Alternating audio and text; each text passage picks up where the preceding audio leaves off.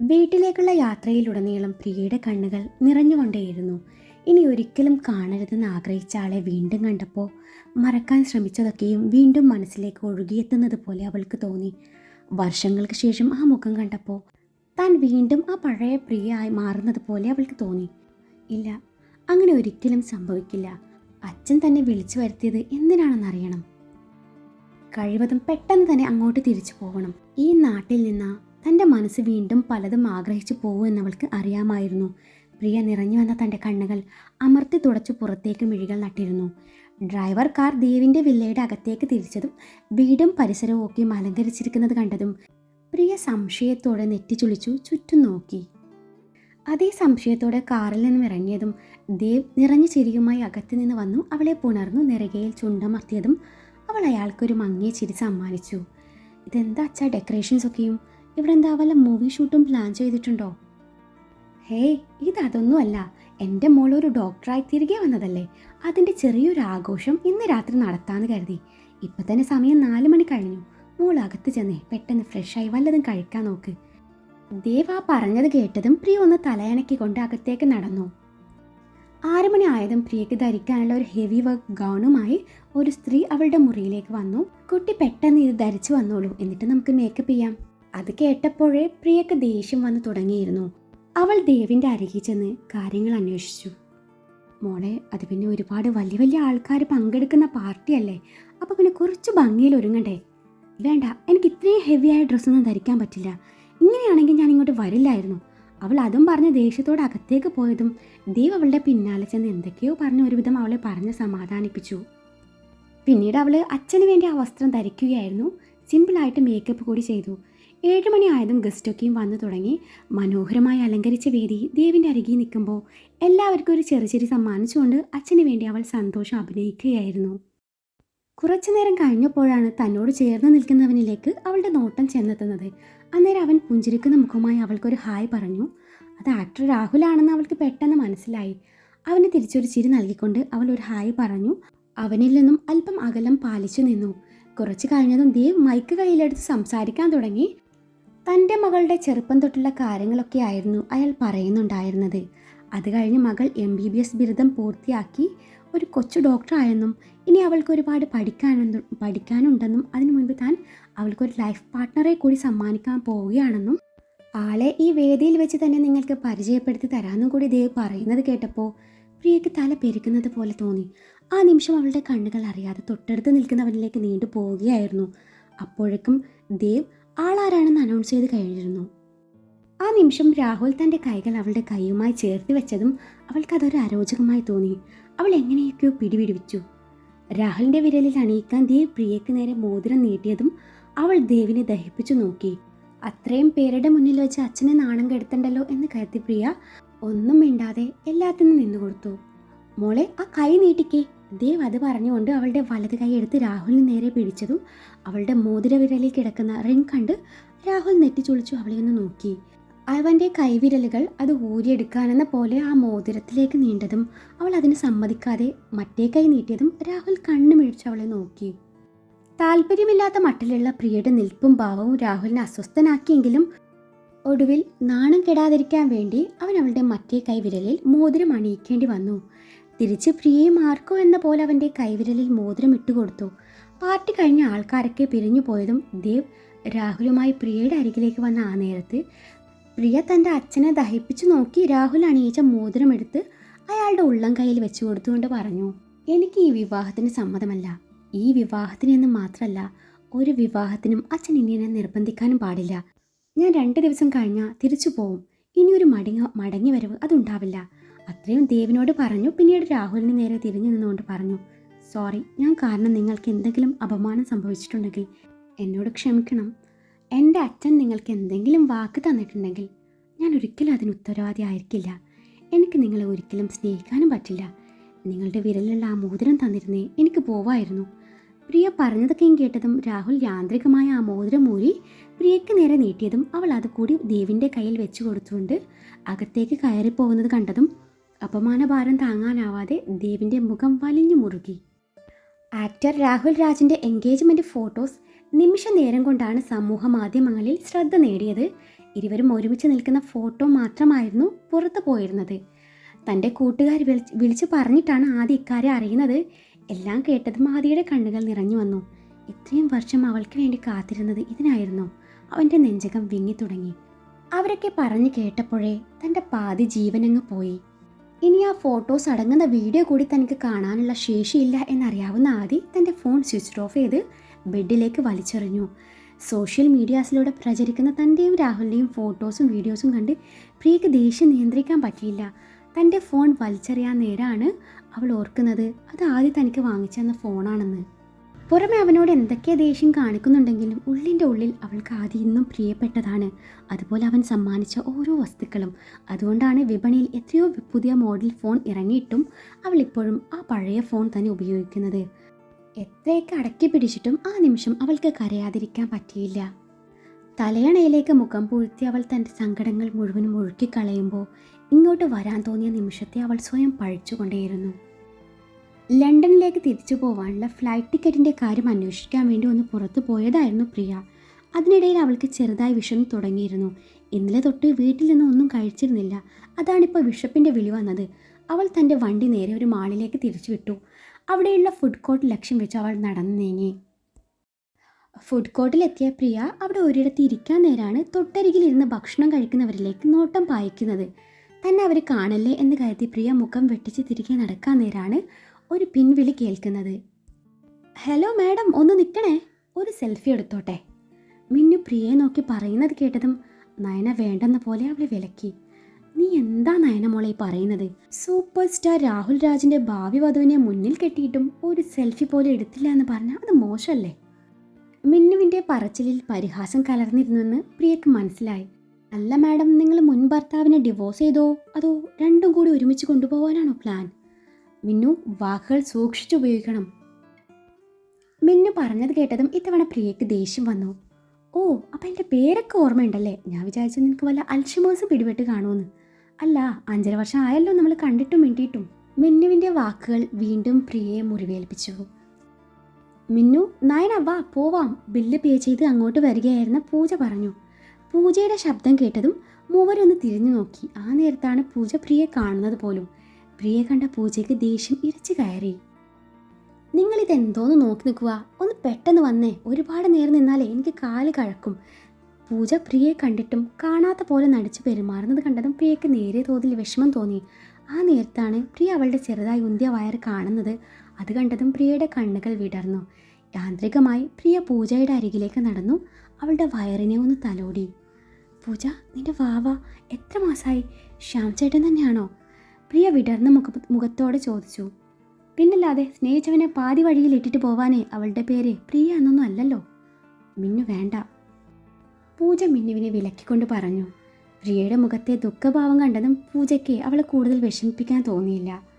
അവൾ പറയട്ടെ, പക്ഷെ ഒരു കാര്യം നിങ്ങൾ ഓർക്കണം, ഞാൻ ആരെയും ചതിച്ചിട്ടില്ല, വേണ്ടെന്ന് വെച്ചിട്ടില്ല. എന്നെയാ പലരും ചതിച്ചത്. നിന്നെ ചതിച്ചത് മറ്റാരുമല്ല, നിന്റെ അച്ഛൻ തന്നെയാ. അങ്ങേരുടെ ലൈഫ് പോലെ തന്നെ മകളുടെ ലൈഫും ആക്കി തീർക്കാൻ ശ്രമിക്കുക അങ്ങേര്. അല്ല, നീ അങ്ങേരോട് നിന്റെ അമ്മയെക്കുറിച്ച് ചോദിച്ചില്ലേ? എന്നിട്ട് എന്ത് പറഞ്ഞു? അമ്മയെ നിനക്ക് കാട്ടിത്തന്നോ? മിന്നുവിന് കലി അടക്കാൻ പറ്റുന്നുണ്ടായിരുന്നില്ല. കൂടുതലൊന്നും പറഞ്ഞില്ല, അമ്മ മരിച്ചു പോയെന്ന് പറഞ്ഞു. ഓഹോ, നിന്റെ അച്ഛൻ പഴയ കാമുകിയെ പറ്റി വല്ല സൂചന തന്നാവോ? തന്നു കാണില്ല, അത്രയ്ക്കും വെറുപ്പാണല്ലോ നിന്റെ അച്ഛൻ രേവതി മാമിനോട്. നിന്റെ അച്ഛൻ കാരണം ആ പാവം ഇന്ന് ഉരുകി ജീവിക്കുക. അയാളുടെ മകളായ നീയും ആ പാവത്തിന് ഇങ്ങനെ കരയിപ്പിച്ചില്ലെങ്കിലേ അത്ഭുതമുള്ളൂ. അച്ഛൻ്റെ സ്വഭാവം മകൾക്ക് കിട്ടാതിരിക്കില്ലല്ലോ. ഒരു വാക്ക് പോലും പറയാതെ പോയത് പോട്ടെന്ന് വെക്കാം. ഇത്രയും നാളുകൾക്കിടയിൽ ഒന്ന് വിളിച്ച് സംസാരിക്കായിരുന്നു. ഞങ്ങളെക്കാൾ ഏറെ നിന്നെയാണല്ലോ മാം സ്നേഹിച്ചത്. എന്നിട്ട് നിനക്ക് എങ്ങനെ തോന്നി? എന്ത് മനസ്സാടി നിൻ്റേത്? ഇനിയിപ്പോൾ നിന്റെ അച്ഛൻ മാമിനെ പറ്റി വല്ല കള്ളക്കഥകളും പറഞ്ഞു തന്നോ? അതാണല്ലോ നിന്റെ അച്ഛൻ്റെ ഹോബി. നിന്നെയും ആദ്യേട്ടനെയും പിരിക്കാൻ ഒരുപാട് കളികൾ കളിച്ച് അങ്ങേർക്ക് കഥകൾ മെനയാൻ വല്ല ബുദ്ധിമുട്ടൊന്നും ഉണ്ടാവില്ല. നിന്റെ അച്ഛന് ചേരുന്നതേ സംഗീത മേഖല ആയിരുന്നില്ല, ആക്ടിംഗ് ആയിരുന്നു. എങ്കിൽ ഓസ്കാർ വരെ ഇപ്പോൾ വീട്ടിലിരുന്നേനെ. മിന്നു പറഞ്ഞ കാര്യങ്ങളൊക്കെയും കേട്ടതും പ്രിയ തറഞ്ഞു പോയിരുന്നു. എന്താ നീ പറഞ്ഞത്? എൻ്റെ അച്ഛനാണ് എല്ലാം ചെയ്തതെന്നോ? എന്നെയും ആദ്യം പിരിച്ചിട്ട് അച്ഛൻ എന്താ ഗുണം? രേവതി മാമും അച്ഛനും തമ്മിൽ പ്രണയത്തിലായിരുന്നെന്നോ? എനിക്കൊന്നും മനസ്സിലാവുന്നില്ല. നിങ്ങളത് തെളിച്ച് പറയുന്നുണ്ടോ? ഞങ്ങൾ പറഞ്ഞാൽ നീ വിശ്വസിക്കുമോ? നിങ്ങൾ പറഞ്ഞത് ഞാൻ എപ്പോഴെങ്കിലും വിശ്വസിക്കാതിരുന്നിട്ടുണ്ടോ? പറ, എനിക്കെല്ലാം അറിയണം. പ്രിയ പറയുന്നത് കേട്ടതും മൂവരും പ്രിയയുമായി ഒരു ഭാഗത്ത് ചെന്നിരുന്നു. മിന്നു തൻ്റെ ഫോണിലുള്ള ദേവിൻ്റെയും രേവതിയുടെയും പഴയ ഫോട്ടോ കാണിച്ചതും പ്രിയക്ക് തൻ്റെ കണ്ണുകളെ വിശ്വസിക്കാനായില്ല. ഇത് ഇത് നിങ്ങൾക്ക് എങ്ങനെ കിട്ടിയതാ? പ്രിയ നെറ്റി ചുളിച്ചുകൊണ്ട് ചോദിച്ചു. ഇത് രേവതി മാഡത്തിൻ്റെ മുറിയിലെ ആൽബത്തിൽ നിന്ന് കിട്ടിയ ഫോട്ടോസാണ്. ഈ ഫോട്ടോ ഞങ്ങൾ കണ്ട കാര്യം മാമിന് അറിയില്ല.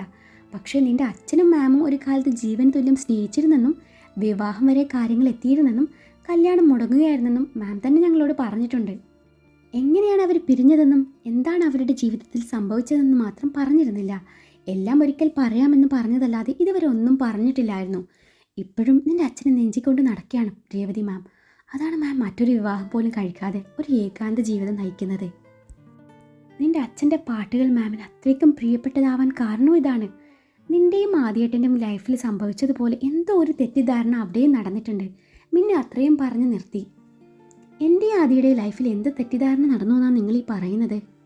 അവൻ എൻ്റെ മുഖത്ത് നോക്കി എന്തൊക്കെയാ പറഞ്ഞതെന്ന് നിങ്ങൾക്കറിയില്ലല്ലോ. നിങ്ങൾ അന്നേരം അവിടെ ഉണ്ടായിരുന്നില്ലല്ലോ. ഞങ്ങൾക്കെല്ലാം അറിയാം പ്രിയ, ഒന്നും അറിയാത്തത് നിനക്കാണ്. എന്നെ ഇങ്ങനെ ഓരോന്ന് പറഞ്ഞ് ഭ്രാന്ത് പിടിപ്പിക്കാതെ നിങ്ങൾ എല്ലാം ഒന്ന് തെളിച്ച് പറയുന്നുണ്ടോ? കുറേ നേരമായി നിങ്ങൾ ആദ്യം ന്യായീകരിക്കാൻ നോക്കുന്നു. പറ, ഞാൻ കേൾക്കട്ടെ. ഞാൻ അറിയാതെ എന്താണ് അതിനിടയിൽ നടന്നത്?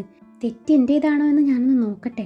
നിങ്ങളുടെ മുന്നിൽ എനിക്കൊരു തേപ്പുകാരി ഇമേജ് ആണല്ലോ ഇപ്പോഴുള്ളത്, പ്രിയ പൊട്ടിത്തെറിച്ചുകൊണ്ട് പറഞ്ഞു. അങ്ങനെ പൂജ അന്ന് ആദ്യവും ദേവും തമ്മിൽ നടന്ന സംഭവങ്ങളൊക്കെയും പ്രിയയോട് പറയുകയാണ്. പൂജ ഓരോ കാര്യങ്ങളും പറയുമ്പോഴും പ്രിയയുടെ കണ്ണുകൾ നിറഞ്ഞു വരാൻ തുടങ്ങി. ഒടുവിൽ എല്ലാം പറഞ്ഞു കഴിഞ്ഞതും പ്രിയയുടെ ഉള്ളിൽ ദേവിനുള്ള വെറുപ്പിൻ്റെ ആഴം ഒന്നുകൂടെ കൂടുകയായിരുന്നു.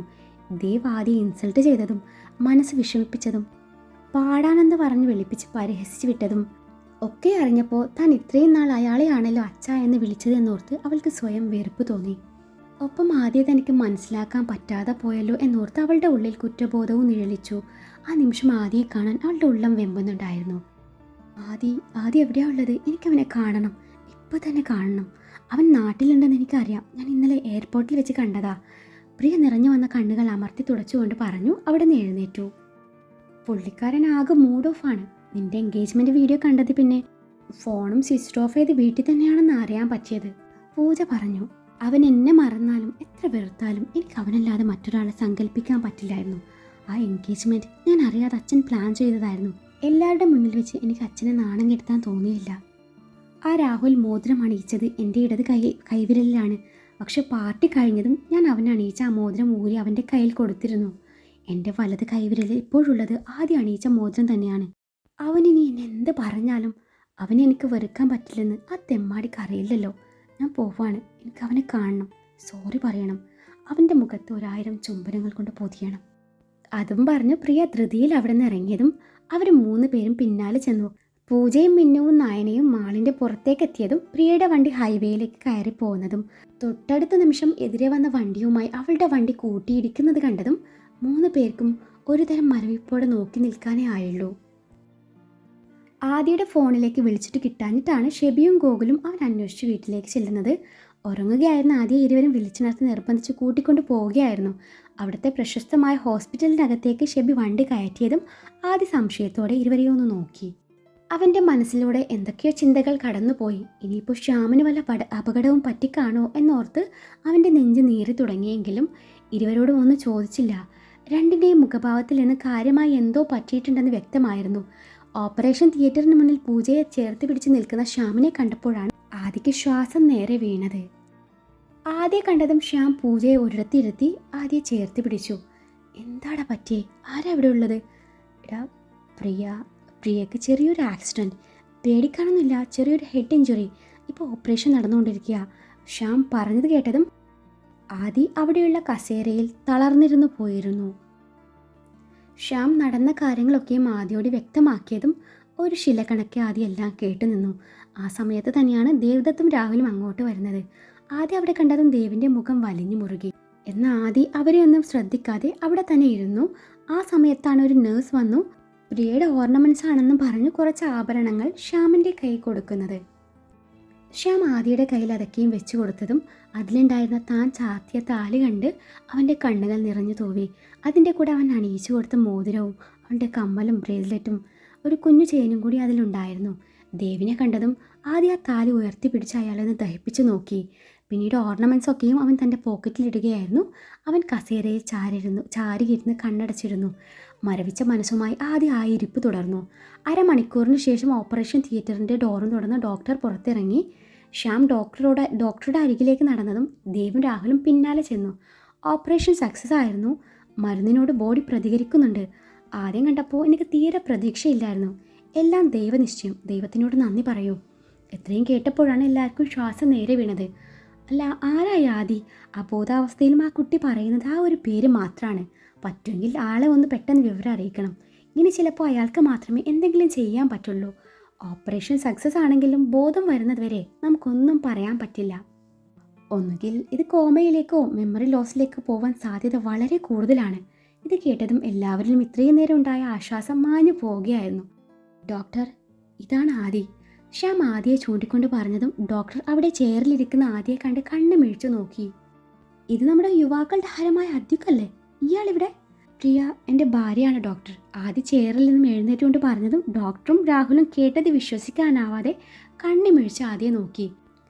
അതിന് താങ്കൾ മാരീഡാണോ? ഞങ്ങളൊന്നും അറിഞ്ഞില്ലല്ലോ, ഡോക്ടർ ആദിയോട് ചോദിച്ചു. അതെ, ഞാൻ ഈ ഫീൽഡിലോട്ട് വരുന്നതിന് മുൻപേ മാരീഡായിരുന്നു. എൻ്റെ 23ാമത്തെ വയസ്സിലായിരുന്നു ഞാൻ പ്രിയയെ വിവാഹം കഴിച്ചത്. അന്നേരം ആദ്യം ദേവിനെ നോക്കാനും മറന്നില്ല. ഇതൊക്കെ കേട്ടതും രാഹുൽ ദേവിനെ ഒന്ന് നോക്കിപ്പോയി. അന്നേരം ദേവിൻ്റെ മുഖം വിളറി വെളുത്തിരുന്നു. ഡോക്ടറുടെ നിർദ്ദേശപ്രകാരം ആദ്യം ഇടയ്ക്കിടെ ICUവിൽ ചെന്ന് പ്രിയയെ ചെന്ന് കാണുമായിരുന്നു. ജീവൻ നിലനിർത്താൻ വേണ്ടി ഒരുപാട് വയറുകൾക്കിടയിൽ കിടക്കുന്ന പ്രിയയെ കാണുന്തോറും ആദിയുടെ കണ്ണ് നിറഞ്ഞു തൂവും. കുറച്ചു നേരം അവളുടെ അരികിൽ ചെന്നിരുന്ന് പിന്നീട് അവൻ മുറിവിട്ടിറങ്ങും.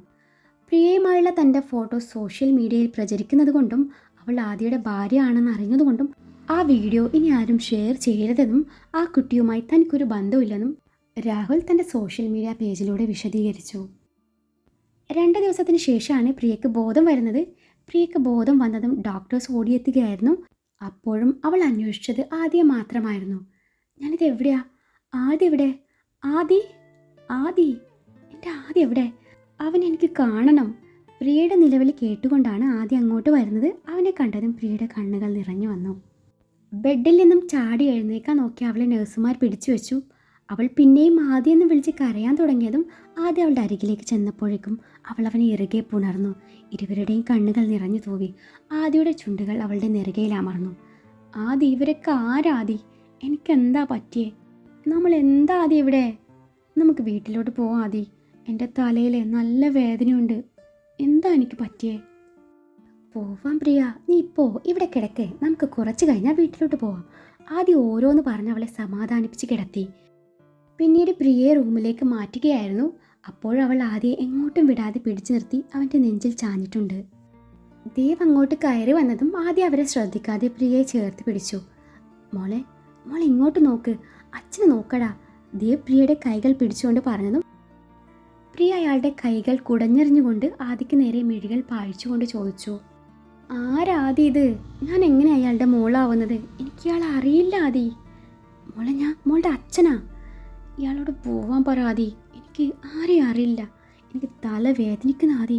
ഇയാളോട് പോവാൻ പറ എന്നും പറഞ്ഞ് പ്രിയ പിന്നീട് വയലൻ്റായി പെരുമാറുന്നത് കണ്ടതും ഡോക്ടേഴ്സൊക്കെയും വന്ന് ദേവിനെ പറഞ്ഞു വിട്ടു. പിന്നീട് ഡോക്ടേഴ്സ് അവളെ പരിശോധിച്ച് അവൾക്ക് മെമ്മറി ലോസ് സംഭവിച്ചതാണെന്ന് സ്ഥിരീകരിക്കുകയായിരുന്നു. കുറച്ച് കഴിഞ്ഞ് ആദിയുടെ കൂട്ടുകാരും പൂജയും മിന്നുവും നായനയും ഒക്കെ ഹോസ്പിറ്റലിലേക്ക് വന്നുവെങ്കിലും അവരാരെയും പ്രിയ തിരിച്ചറിഞ്ഞില്ല എന്നത് എല്ലാവർക്കും വലിയ വിഷമായി. ഓർമ്മക്കുറവ് മാത്രമല്ല, കൊച്ചു കുഞ്ഞിനെ പോലുള്ള പ്രിയയുടെ പെരുമാറ്റം കണ്ട് അവരൊക്കെ അത്ഭുതപ്പെട്ടു പോയി. പിന്നീട് എല്ലാവരും തിരിച്ചു പോവുകയായിരുന്നു. 2 ദിവസത്തിന് ശേഷം പ്രിയ ആദിയുടെ ഫോണിൽ കാർട്ടൂൺ കാണുകയാണ്. ആദ്യം അവളെ നിർബന്ധിച്ച് ഭക്ഷണം കഴിപ്പിക്കുന്ന തിരക്കിലും. ബൈസ്റ്റാൻഡർക്കുള്ള ബെഡിൽ ഗോകുലും ഷെബിയും പ്രിയയുടെ കാട്ടിക്കൂട്ടലുകൾ കണ്ട് താടിക്ക് കൈയും കൊടുത്ത് ഇരിപ്പുണ്ട്. ആക്സിഡൻറ്റ് സംഭവിച്ച ഓർമ്മക്കുറവ് അത് സ്വാഭാവികം. പക്ഷേ ഇങ്ങനെ കിളി പോകുന്നത് ഞാൻ ആദ്യമായിട്ട് കാണുക. ഗോകുൽ പറഞ്ഞത് കേട്ടതും ആദ്യം അവനെ ദഹിപ്പിച്ചു നോക്കി. ഒരു കണക്കിന് ഓർമ്മ പോയത് നന്നായി. നിനക്ക് അവളുടെ മുന്നിൽ പഴയ സംഭവങ്ങളുടെ യാഥാർത്ഥ്യം എക്സ്പ്ലെയിൻ ചെയ്യേണ്ട ആവശ്യമൊന്നും ഉണ്ടായില്ലല്ലോ. അതുമാത്രോ, അതൊക്കെ എക്സ്പ്ലെയിൻ ചെയ്യുന്ന വേളയിൽ നിനക്ക് കിട്ടേണ്ടിയിരുന്ന ആടി അതും ഒഴിവായി കിട്ടിയില്ലേ? ഭാഗ്യവാൻ. ഇനി ഓർമ്മ കിട്ടാതിരിക്കാൻ പ്രാർത്ഥിക്ക്. വീണ്ടും ഗോകുൽ ഓരോന്ന് പറയുകയാണ്. ഒരു കാര്യം ഓർത്തിട്ടെ എനിക്ക് ചിരി അടക്കാൻ പറ്റുന്നില്ല. ഇവളുടെ തന്തപ്പടിയുടെ വാക്കും കേട്ട് ഇത്രയേറെ വിരഹവേദന അനുഭവിച്ചു ഇവൻ ഇവളെ ഡോക്ടറാവാൻ വിട്ടു. എന്നിട്ടോ ഈ ഒരൊറ്റ ആക്സിഡൻറ്റിലൂടെ അവളുടെ ഓർമ്മ മൊത്തം പോയില്ലേ? പഠിച്ചത് മുഴുവൻ വേസ്റ്റ്. ഇതിപ്പോൾ ഇവന് നഷ്ടങ്ങൾ മാത്രം. നീണ്ട 5.5 വർഷത്തെ റൊമാൻസ്, പിന്നെ ഇവളുടെ തന്തപ്പടിയുടെ മുഖത്തേക്ക് ഇവനിന്ന് വലിച്ചെറിഞ്ഞ ഇവളുടെ പഠന ചിലവ്, അതും ലക്ഷങ്ങൾ. എങ്ങനെ ഗണിച്ചു നോക്കിയാലും ആകെ മൊത്തം ടോട്ടൽ നഷ്ടങ്ങൾ മാത്രം. നല്ല ആവശ്യമുണ്ടായിരുന്നോ? ഇവളെ ഇത്രയും കാലം നിന്റെ കൂടെ തന്നെ ഉണ്ടായിരുന്നേ, നിനക്ക് ശ്യാമനേക്കാൾ മുന്നേ ട്രോഫി അടിക്കാനെങ്കിലും പറ്റിയേനെ. ഇതിപ്പോൾ ആ റെക്കോർഡും ആ പഹയന് സ്വന്തം. ഷോ, ഈ അവസ്ഥ തുടരുകയാണെങ്കിലേ നിനക്ക് ഈ അടുത്ത കാലത്തൊന്നും ട്രോഫി കിട്ടുമെന്നേ എനിക്ക് തോന്നുന്നില്ല. ഇതിപ്പോൾ ഇവളെ തന്നെ ട്രോഫിയായി തലയിൽ വെച്ച് നടക്കേണ്ടി വരുമെന്നാണ് തോന്നുന്നത്. അമ്മാതിരി പെർഫോമൻസ് അല്ലേ? കാർട്ടൂൺ കാണുന്നു, കോലുമിഠായി തിന്നുന്നു, കൊച്ചുകുട്ടികളെ പോലെ വാശി പിടിച്ച് കരയുന്നു. അടിപൊളി. ശൈശവ വിവാഹം കഴിച്ച് കുറേ നാൾ ഞങ്ങളെയൊക്കെ കൊതിപ്പിച്ചതല്ലേ, ഇനി ഞങ്ങളെ കണ്ട് നീ കുറച്ച് നാൾ കൊതിക്ക്. അടുത്ത മാസം ഞാനും കെട്ടും. അത് കഴിഞ്ഞ് ഞാനും ശ്യാമും നിന്റെ മുന്നിൽ കൂടി വലസും. ട്രോഫിയുടെ കാര്യത്തിലെ 2ാം സ്ഥാനം അത് ഞാൻ സ്വന്തമാക്കുകയും ചെയ്യും. പിന്നെ ഇവൻ്റെ കാര്യം അത് പ്രവചനാതീതമാണ്. നിരാശാകാമുകനാണല്ലോ. ആ മിൻഹയുടെ കെട്ട് കൺമുന്നിൽ കണ്ടിട്ടാണെങ്കിലും നന്നായാൽ മതിയായിരുന്നു. എവിടെന്ന് ഇവൻ താടിയും മുടിയും വളർത്തി മാനസമൈനെ പാടി നടക്കുന്ന എൻ്റെ ഒരു ആഗമന നിഗമനം. ഗോകുൽ ഓരോന്ന് പറയുകയാണ്. ഇതൊക്കെ കേട്ട് ആദ്യം അവനെ കണ്ണുരുട്ടി നോക്കുന്നുണ്ട്. പതുക്കെ പറ, അവളുടെ ഓർമ്മയെ പോയിട്ടുള്ളൂ, ചെവി അടിച്ചു പോയിട്ടൊന്നുമില്ല. ഷെബി ഗോകുലിനോടെന്ന പോലെ പറഞ്ഞു. എടാ, ഇവൾക്ക് മിൻഹ എന്നല്ല, ഇവൾ ആരാണെന്ന് പോലും ഓർമ്മയില്ല. പിന്നെ എന്ത് പറഞ്ഞാലും കുഴപ്പമില്ല. അതല്ല ഞാൻ ചിന്തിക്കുന്നത്. സ്വന്തം പേര് പോലും ഓർമ്മയില്ലാത്ത ഇവൾ എങ്ങനെ ഇവനെ മാത്രം ഓർക്കുന്നു? എത്ര ആലോചിച്ചിട്ടും എനിക്കൊരു പിടുത്തമില്ലെന്ന് ഗോകുലിൻ്റെ സംശയം ഇതാണ്. അത് പിന്നെ ഇവർ പരസ്പരം ഹൃദയം കൈമാറിയിരിക്കുവാണല്ലോ. ഇവൻ്റെ ഹൃദയമാണല്ലോ അവളുടെ ഉള്ളിലുള്ളത്, ഇവളുടെ ഹൃദയം ഇവൻ്റെ ഉള്ളിലും. ഇവൻ്റെ ഹൃദയം ഉള്ളിലുള്ള ഇവൾ ഇവനെയല്ലേ ഓർക്കേണ്ടത്. അങ്ങനെ നോക്കുവാണെങ്കിൽ എല്ലാം കറക്റ്റാണ്. ഗോകുലിൻ്റെ ചോദ്യത്തിന് ഷെബി എന്തോ വലിയ സംഭവം പോലെ ഉത്തരം പറയുവാണ്. എങ്ങനെ മനസ്സിലായില്ല? അതായത് ഗോകു, ഈ ഹൃദയം രണ്ടും ഒന്ന് നിർത്തുന്നുണ്ടോ? മനുഷ്യനോട് വട്ടി പിടിച്ച് നിൽക്കുമ്പോഴാണ് അവരുടെ ഒരു തമാശ പറച്ചി. ഷെബി ഗോകുലിന് വീണ്ടും എക്സ്പ്ലെയിൻ ചെയ്ത് കൊടുക്കാൻ പോയതും ആദ്യം രണ്ടിൻ്റെയും വായടപ്പിച്ചു. ഗോകുൽ പറയുന്നതൊക്കെ പ്രിയ ശ്രദ്ധിക്കുന്നുണ്ടായിരുന്നു. ആദി, ഇവരൊക്കെ ആരാ? ഞങ്ങളെ പ്രിയക്ക് അറിയില്ലേ? ഒന്ന് ഓർത്തു നോക്കിക്കേ. ഗോകുൽ പറയുന്നത് കേട്ടതും പ്രിയ ഓർക്കാൻ ശ്രമിക്കുകയാണ്. ഒന്ന് ട്രൈ ചെയ്യ് പ്രിയ. യെസ് പ്രിയ, നിനക്ക് പറ്റും. ഗോകുൽ അവളെ മോട്ടിവേറ്റ് ചെയ്യുകയാണ്. മനസ്സിലായി. ആരാ ഒന്ന് പറഞ്ഞേ? കുട്ടുമാനല്ലേ ആദ്യത്? കുട്ടുമാനാ? അതെന്തുമാൻ? പ്രിയ പറഞ്ഞത് കേട്ടതും ഗോകുൽ മുഖം ചൊളിച്ചു. കുട്ടുമാന അറിയില്ല? ഞാൻ കാണിച്ചു തരാവേ. കാണാൻ ഇയാളെ പോലെ തന്നെയാ എന്നും പറഞ്ഞ് പ്രിയ ബാലവീറിലെ കുട്ടുമാനെ കാണിച്ചു കൊടുത്തതും ഷെബി ആദ്യം ചിരി അടക്കി പിടിച്ചു നിന്നു. കൊരങ്ങാത്താൻ പോയി, എനിക്കൊരു ഐസ്ക്രീം വാങ്ങിച്ചോണ്ട് വാ. പ്രിയ ഗോകുലിനെ നോക്കി അത് പറഞ്ഞതും ഗോകുൽ ആദ്യം ദഹിപ്പിച്ച് നോക്കിക്കൊണ്ട് പറഞ്ഞു. ആദി, ഇനി ഞാനിവിടെ നിന്നാൽ ശരിയാവില്ല. ഇത് വെറും വട്ടല്ല, കിലുക്കത്തിലെ രേവതിയാ. ആ കൊരങ്ങാവിളി കേട്ടില്ലേ? പെണ്ണെ, കൊരങ്ങന്തേ ഇവനാ. ഇനിയേ കൊരങ്ങെന്ന് ഇവനെ വിളിച്ചാൽ മതി. ആദ്യം ചൂണ്ടി അതും പറഞ്ഞ് ഗോകുൽ മുറി വിട്ടിറങ്ങി. കൊരങ്ങാന്നി പെണ്ണുങ്ങി പോകുക? പൊടി വട്ടുകേസേ. വട്ടുകേസിൻ്റെ പെണ്ണും പിള്ളയാടാ പട്ടി. പ്രിയ വിളിച്ച് പറയുന്നത് കേട്ടതും ആദ്യം അവളുടെ വാ പൊത്തി പിടിച്ചു. അന്നേരം പ്രിയ അവൻ്റെ കൈ കടിച്ചു പറിച്ചതും ആദ്യ വേദന കൊണ്ട് നിലവിളിച്ചു പോയി. ദേഹോദ്രവം ഉണ്ടെങ്കിലേ ചങ്ങലയാ ബെസ്റ്റ്, കൊണ്ടുപോയി ചങ്ങലക്കിടടാ. ഗോകുൽ പുറത്തുനിന്ന് വിളിച്ചു പറഞ്ഞു. ആദ്യം ഞങ്ങൾ എന്തായാലും പോവുക പെങ്ങളെ എന്നും പറഞ്ഞ് ഷെബി പ്രിയക്ക് നേരെ നടക്കാൻ ഒരുങ്ങിയതും തടി കേടാവണ്ടല്ലോ എന്ന് കരുതി അവൻ ഗോകുലിന് പിന്നാലെ ഇറങ്ങിയതും ആദ്യം ഡോറും അടച്ച് പ്രിയയുടെ അരികിലേക്ക് വന്നു. പ്രിയ ആദ്യം വിളിക്കുന്നത് കേട്ടിട്ടും അവൾ അവനെ ശ്രദ്ധിക്കാതെ ഫോണിൽ മാത്രം ശ്രദ്ധിക്കുവാണ്. പ്രിയ, ഞാൻ വിളിച്ചിട്ട് നീ എന്താ മിണ്ടാഞ്ഞത്? ആദ്യം അവളുടെ മുഖമുയർത്തിക്കൊണ്ട് ചോദിച്ചു. പ്രിയ ആരാ? നീയാണ് പ്രിയ? ആണോ? പിന്നെ ഇപ്പോൾ ഇവിടെ നിന്ന് പോയില്ലേ? അവരെ കൊരങ്ങാന്ന് വിളിക്കരുത് കേട്ടോ, അവരെൻ്റെ ഫ്രണ്ട്സ് അല്ലേ. ആണോ? അപ്പം ഞാൻ ആരാധിയുടെ? നീ എൻ്റെ ജീവനല്ലേ. അങ്ങനെ പറഞ്ഞാൽ എന്താ? അങ്ങനെ പറഞ്ഞാൽ അങ്ങനെയാ. നമുക്കേ വീട്ടിൽ പോകണ്ടേ? പ്രിയയുടെ മുഖത്തേക്ക് വീണ് കിടക്കുന്ന മുടിയഴുകൾ മാടിയൊതുക്കിക്കൊണ്ട് അവൻ ചോദിച്ചു. അവൻ്റെ കണ്ണുകൾ അവളുടെ മുഖമാകെ ഓടി നടക്കുന്നത് പ്രിയ ശ്രദ്ധിക്കുന്നുണ്ടായിരുന്നു. ഒരു നിമിഷം അവൻ്റെ കണ്ണുമായി അവളുടെ കണ്ണുകൾ കുരുത്തതും പ്രിയ ഒന്ന് പതറി. പെട്ടെന്നാണ് ആദ്യയുടെ കവിളിനിട്ട് അവളൊരടി വെച്ച് കൊടുക്കുന്നത്. ആദ്യ കാര്യം മനസ്സിലാവാതെ കവിളും പിടിച്ച് അവളെ നോക്കി നിൽക്കുവാണ്. ആദ്യ കവിളിൽ ഒരു കൊതുകുണ്ടായിരുന്നു, പക്ഷെ രക്ഷപ്പെട്ടു കേട്ടോ. പ്രിയ അതും പറഞ്ഞ് ഒന്നും അറിയാത്ത പോലെ ഫോണിലേക്ക് വീണ്ടും നോട്ടമെറിഞ്ഞു. അടി കിട്ടിയ ഷോക്കിൽ നിന്നും ആദ്യം ഇപ്പോഴും പുറത്തു വന്നിട്ടില്ല. അവൻ കവിളും പിടിച്ച് ബൈസ്റ്റാൻഡറുടെ ബെഡിൽ പോയിരുന്നു. അത് കണ്ടതും പ്രിയയ്ക്ക് ചിരി വരുന്നുണ്ടായിരുന്നു. ഇനി എത്ര കൊള്ളാൻ കിടക്കുന്നു. നിനക്ക് ഞാൻ ത്രില്ലായിരുന്നു അല്ലേ? നീ എന്നോട് ഐ ഹേറ്റ് പറയല്ലേ? എന്തിൻ്റെ പേരിലാണെങ്കിലും നീ എൻ്റെ മുഖത്ത് നോക്കി അങ്ങനെ പറഞ്ഞില്ലേ? കുറച്ച് ദിവസം നിന്നെ ഇട്ട് വട്ടം കളിപ്പിച്ചിട്ടേ ഇനി ബാക്കി കാര്യമുള്ളൂ. പിന്നെ എൻ്റെ അച്ഛനിട്ട് ചെറിയൊരു ശിക്ഷയും കൊടുക്കണം. അതുവരെ ഞാൻ ഈ കളി തുടരും എന്നും പറഞ്ഞ് അവൾ വീണ്ടും ഫോണിൽ ശ്രദ്ധ കൊടുത്തു.